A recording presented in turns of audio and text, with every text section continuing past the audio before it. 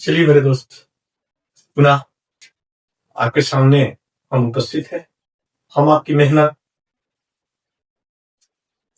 की प्रशंसा करते हैं। आप बहुत अच्छी मेहनती हैं, मेहनत भी करते हैं, सब्सक्राइब भी करते हैं, लाइक भी करते हैं और शेयर भी करते हैं।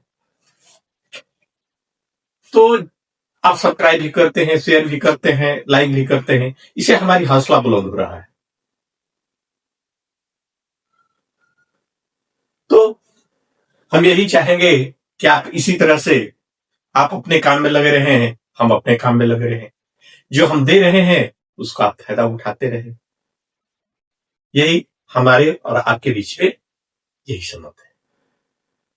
तो आज हम आ रहे हैं थोड़ा सा, हम पूर्व कल आप लोगों के समक्ष ये बात बता चुके थे कि आर्टिकल जो है पार्ट ऑफ ए डिटरमाइनर है और डिटरमाइनर जो है वो पार्ट ऑफ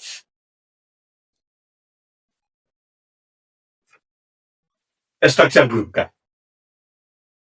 तो आर्टिकल का थोड़ा सा पहले हम लोग प्रोनाउंसिएशन को देख लेंगे, उसके बाद कुछ उसके अर्थ के बारे में चलेंगे और उसके बाद हम कहां कहां किस तरह से ए एन का प्रयोग करते हैं, वे सारे चीज जो है प्रैक्टिकल के साथ हम लोग करते हैं। सबसे पहले आप लोग जानते हैं कि अंग्रेजी में 26 लेटर होते हैं और 26 लेटर का आप उच्चारण करते हैं।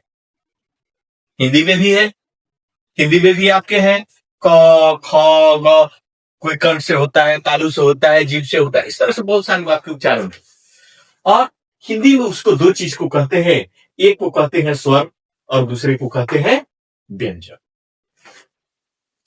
तो आपने हिंदी में जानते हैं व्यंजन वर्ण और स्वर वर्ण, ये दो चीज है और ये दोनों के उच्चारण जो है, तो यहां तो आपके 52-53 मिल जाते हैं, लेकिन अंग्रेजी में आपका 26 लेटर होता है। इसलिए थोड़ा सा एक नजर आप 26 लेटर पर डाल लें।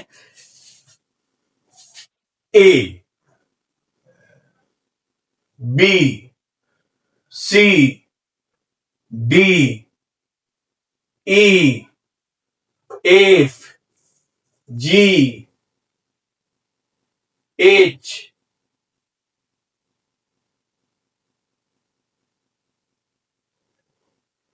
H, I, J, K, L, M, N, O, P, Q, R, S, T, you,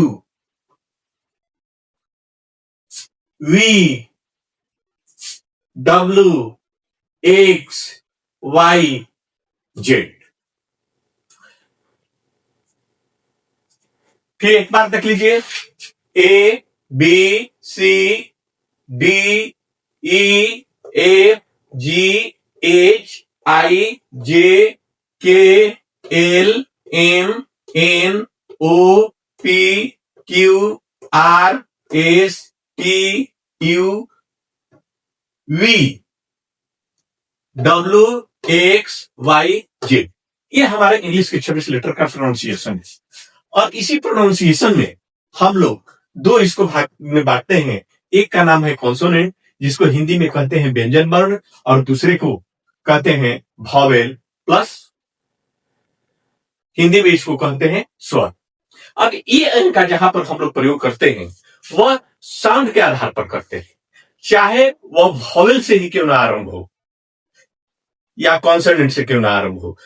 consonant से भी आरंभ है और उसका उच्चारण वॉवेल की तरह है तो एन ही लगता है, और वॉवेल की तरह है और उसका उच्चारण कॉन्सोनेंट की तरह होगा तो उसके पहले वॉवेल है और उसका उच्चारण कॉन्सोनेंट की तरह है तो उसमें ए लगाएंगे।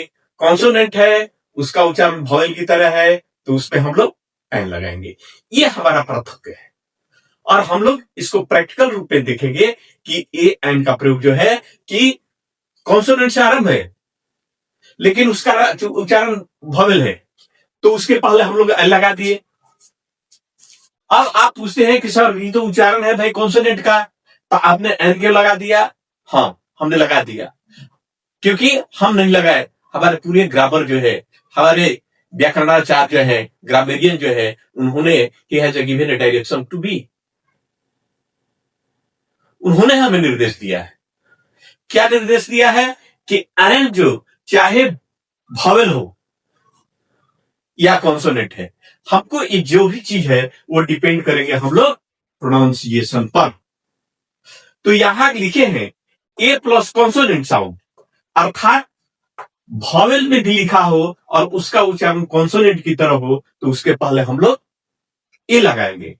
और यहां लिखेंगे एंड प्लस वॉवेल साउंड, यानी कॉन्सोनेंट से भी आरंभ है और उसका उच्चारण वॉवेल की तरह हो तो उसको हम लोग एंड का प्रयोग करेंगे।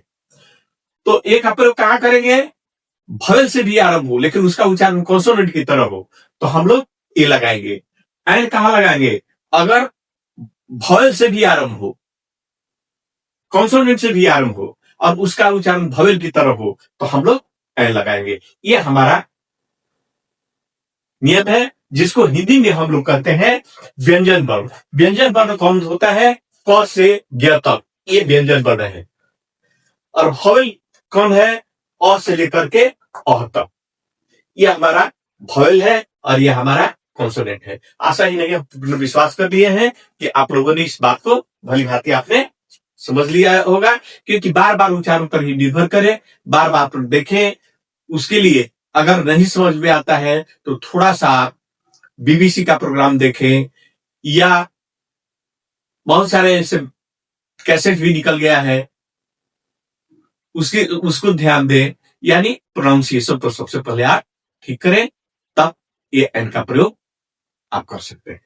इसलिए ये एन का प्रयोग जो है, एक बार और कह देते हैं, ए का उच्चारण कहां होगा? अगर कॉन्सोनेंट से भी वॉवेल से भी आरंभ हो और उसका उच्चारण कॉन्सोनेंट, क्योंकि यहां लिखा हुआ है साउंड, यहां लिखा हुआ है साउंड। साउंड का मतलब उच्चारण, किसी चीज से लिखा हो उच्चारण उसका कॉन्सोनेंट की तरह होगा तो उसके पहले ए लगाएंगे। अगर कॉन्सोनेंट से भी आरंभ हो,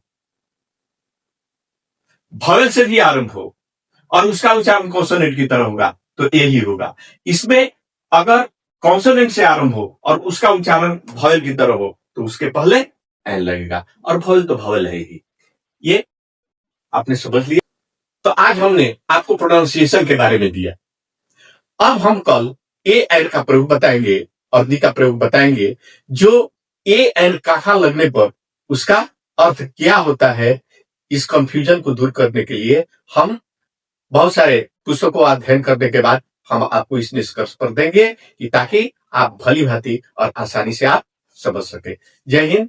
आप हमारा लाइक करते रहें, इसी तरह से सब्सक्राइब करते रहें और हमेशा आप लोगों का से मुलाकात होता रहे।